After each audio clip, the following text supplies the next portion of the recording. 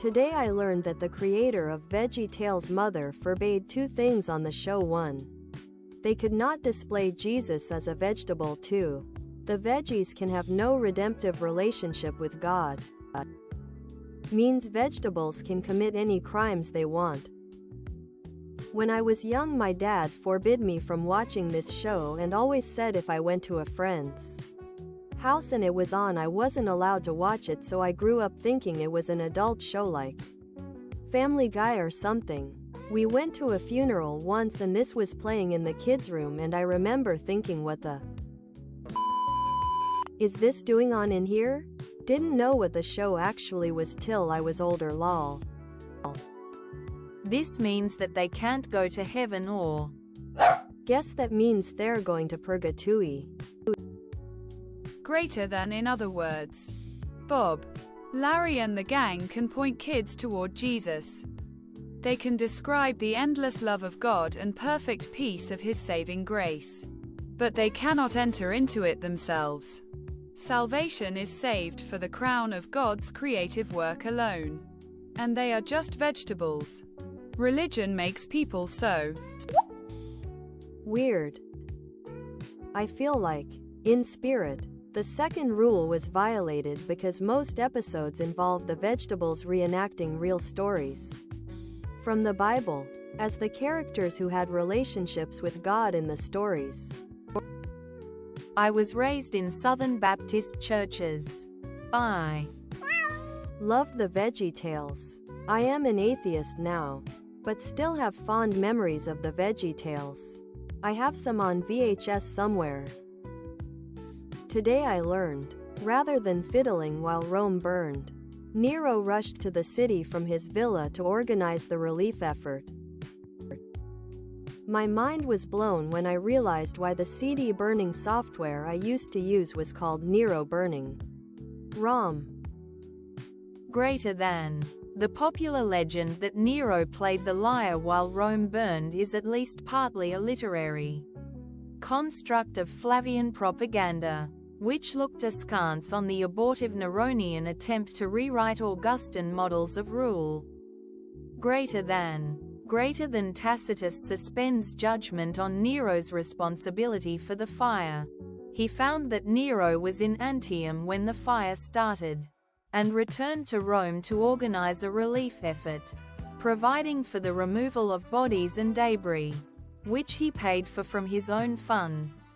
After the fire, Nero opened his palaces to provide shelter for the homeless, and arranged for food supplies to be delivered in order to prevent starvation among the survivors.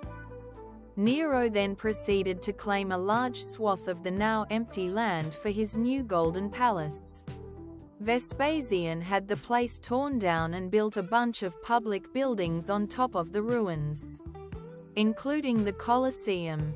The ruins of the palace would later serve as an inspiration for Renaissance painters, who would get lowered into the ruins to study the still surviving murals.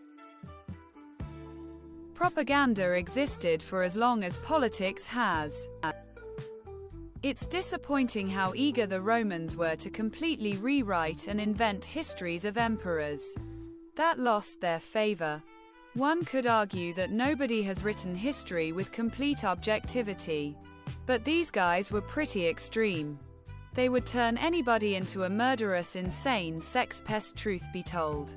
Sometimes this was the case, if the Senate so wished. Who, or what ideal, did they think they were serving by this approach? Well, yes and no. It is true that Suetonius' account is not only 100% propaganda but a really bad one too.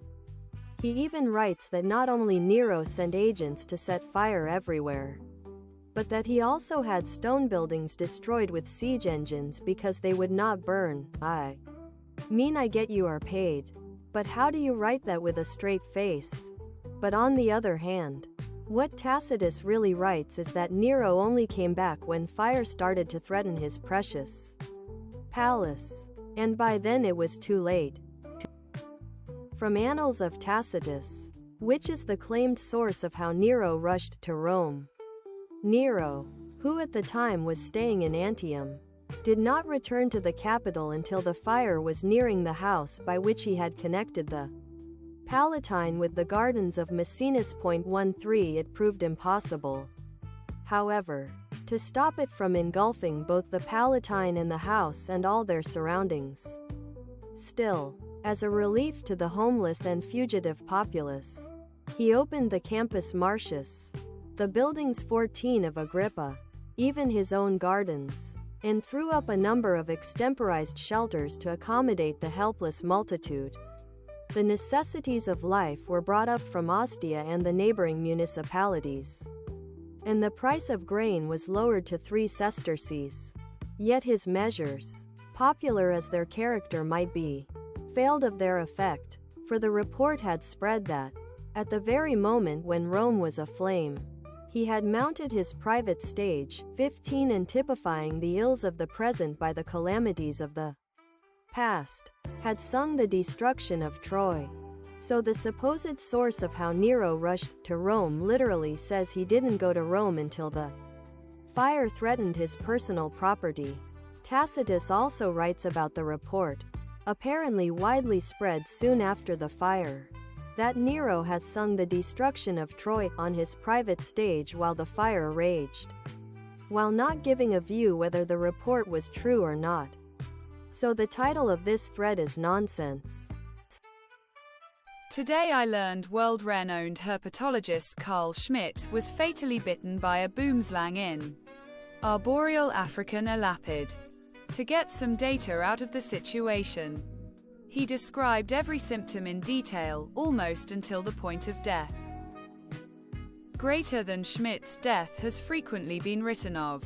He was bitten in his lab by a juvenile African boomslang, which he doubted could produce a fatal dose. So he administered no antivenin. Unfortunately, he was wrong. Nevertheless, he made notes on the symptoms he experienced almost right up to the end. It doesn't seem like he thought he was going to die, unless him misreading. Here's a detailed account of the incident, including his diary entries. Greater than 4:30 to 5:30 p.m. Strong nausea but without vomiting. Greater than 5:30 to 6:30 p.m. Strong chill and shaking followed by fever of 101.7 degrees. Bleeding of mucous membranes in the mouth began about 5:30, apparently mostly from gums. Greater than 8:30 p.m. Ate 2 pieces of milk toast. Greater than 9 p.m. -12 to 20 a.m. Slept well. Urination at 12:20 a.m. Mostly blood but a small amount. Greater than took a glass of water at 4:30 a.m. Followed by violent nausea and vomiting. The contents of the stomach being the undigested supper. Felt much better and slept until 6:30 a.m. Greater than September 26, 6:30 a.m. Temperature 98.2. Ate cereal and poached eggs on toast and applesauce and coffee for breakfast at 7. Slight bleeding is now going on in the bowels, with frequent irritation in the anus. No urine with an ounce or so of blood about every 3 hours. Mouth and nose continuing to bleed. Not excessively. By noon that day, 20 hours after the bite, Schmitt felt better. The worst seemed to have passed. He even called his colleagues at the museum and said he'd be coming in to work later. He never made it, and ironically, those words, bleeding, not excessively, would be the last thing he ever wrote. That afternoon, Schmidt's hands grew eerily cold, and his face fell pale. He also began struggling to breathe. He called out to his wife, who called the paramedics. By the time an ambulance arrived, Schmitt was sweating freely and couldn't speak. He was barely conscious. The paramedics went to work reviving him. Within minutes, color had returned to his face. His hands warmed up. It was a big relief. But his breathing never came around. Before long, he lost consciousness. The paramedics hustled him into the ambulance and flipped on the siren. They tore off to the hospital. But Schmitt was dead by the time they arrived. It was 3 p.m. less than 24 hours after the boomslang bit him. The autopsy was a mess. The hemotoxin had caused bleeding in every major organ. Blood was pooled in his bladder, his intestines, his brain, his lungs. Even his eyes were bleeding. The best guess was that he died of respiratory failure. But who knows? Yeah. Schmidt basically turned his own slow death into a scientific report. After getting bitten by the boomslang, he refused anti-venom and documented his symptoms over the next 24 hours. Based on his notes, here's what he experienced. 1. Nausea. 2. Chills. 3.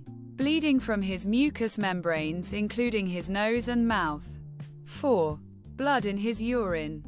5. Impaired vision. 6. Progressive weakness. 7. Internal bleeding. 8. Ultimately, respiratory paralysis. Boomslang venom causes severe hemorrhaging because it messes with blood clotting. He underestimated the toxicity. And unfortunately, his notes ended with him collapsing and dying the next day. Absolutely brutal way to go, but morbidly fascinating. The boomslang isn't an elapid. They're rear-fanged colubrids, and one of the few species of rear-fanged venomous snakes that's actually dangerous to humans. Which could explain his thought process. Elapids are fixed front-fanged snakes like cobras and coral snakes. Boomslang translates from Afrikaans to tree snake. Pretty self-explanatory name. I just assumed boomslang skin was some mythical thing to make polyjuice potion. Today I learned, AI fever turns Anguilla's I domain into a digital gold mine. In 2024, 23% of Anguilla's entire yearly revenue consisted of selling its national domain name, I. Never occurred to me that I was a country domain. I thought it was one of the made-up ones like unicorn or something. Today I learned AI is Anguilla's national domain. We're the men, and here's the map. Pitcairn Islanders might be looking jealously towards Anguilla because they're stuck with a domain name that almost nobody cares for. One of the few times when other people were willing to shell out money to buy one of their domain names was when the marketing people for the Hunger Games movies created PN promotional websites, with PN being presented as representing Panem, the fictional country in the movies. Dutchman Juice Zuurbier bought the rights of TK domain from Tokelau, 1,500 residents, and made billions in exchange for internet access and other resources for the island. Everyone who was on the early internet days knows TK websites were full of spam and phishing lol. Natalie Portman, which means the country as a whole and its citizens have prospered more, right? Today I learned that FBI agents advised radio stations not to play 16 Tons in the late 1940s because they considered it subversive and accused Merle Travis of communist sympathies. Tennessee Ford's version later became one of the best-selling singles in history. Another day older and deeper in debt. For anyone who doesn't understand the song, coal miners and I assume other occupations had to buy basically everything from a store run by the mine, the company store. This included mining tools, safety equipment, what little there was, and sometimes even meals. That, coupled with meager wages, meant that instead of a miner being able to build a nest egg, they just simply sank deeper and deeper into debt to the company they worked for. Hoover's FBI was really something else at exerting societal control. You load 16 tons. What do you get? Another day older and deeper in debt. Saint Peter, don't you call me, 'cause I can't go. I owe my soul to the company store. Asterisk DoorDash will let users buy now, pay later for fast food. A possible worrying sign for the economy. Asterisk gig economy drivers rent more than 300,000 vehicles. Huh. I was told only leftists want to regulate political speech. Shout out to Merle Travis and John Steinbeck for telling it exactly like it is.